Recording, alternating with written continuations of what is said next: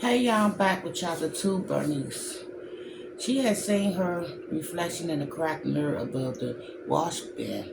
It was that of a stranger with dull eyes and tangled hair, sunken cheekbones and sallow skin. She looked like a woman insane. They had think she was sick and need help, but she didn't want help. There was nothing they could do for her anyway. She wanted to die.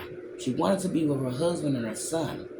She shrank back when the men passed beneath her window, but not before catching sight of a small, pale hand sticking out of the bloody pile of sheet wrapped body in the wagon bed. The men stopped 2 more times to load dead bodies, then drove along the alley as if it were normal routine, like delivering milk or lighting at street lamps. Finally, they turned the corner and disappeared. The low, indifferent voice calling for people to bring out their dead echoed once more in the empty alley before growling fainter and fainter.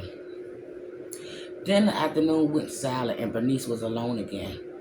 Seeing the man in the wagon made her think of her older brother Daniel, how he used to shut her in a storage crate and tell their parents tell her their parents were getting rid of her. He'd say that postman was coming to pick her up to mail her to a different family, or the nuns were coming to take her to an orphanage. He said orphans slept on wooden planks in cold attics, and the only thing they got to eat was cold gruel if they were bad. The nuns beat them or locked them in the closet, and sometimes would get to let them out. The first time he did it, Bernice was 5 years old, and she stayed in the box for hours crying and waiting to be taken away. She finally snitched on him when she turned 8, but her mother refused to believe her precious son would do anything so horrible. Instead, she accused Bernice of making up stories and sent her to bed without supper. Then finally, her father caught Daniel sitting on top of the crate while she wept inside and punished him with a belt. After that, Daniel never did it again. But from that day on, after their mother blew out their bedroom lantern every night, he whispered across the room in a menacing voice that the nuns were still coming to get her. Or he crept across the floor in the dark and grabbed her ankles, scaring her so badly she nearly wet the bed. For years, she didn't dare fall asleep until she heard him snoring. Sometimes he asked if she could taste the rat poison in her oatmeal or left a noose laying between her sheets. When he died of typhoid at 13, she was inconsolable. No one knew she was crying tears of relief. Suddenly, a flash of moment caught her attention, pulling her from her thoughts. The door in the row house across the alley opened parkway, and someone peeked out, a small, pinched face looking up and down the street. It looked like a young girl with blonde braids and a red scarf over her nose and mouth. After checking both ways, the girl came out and stood on the stoop, her shoulders hunched as if trying to make herself smaller. She wore an oversized coat with baggy pockets over her long dress and carried what looked like an empty sack in one hand.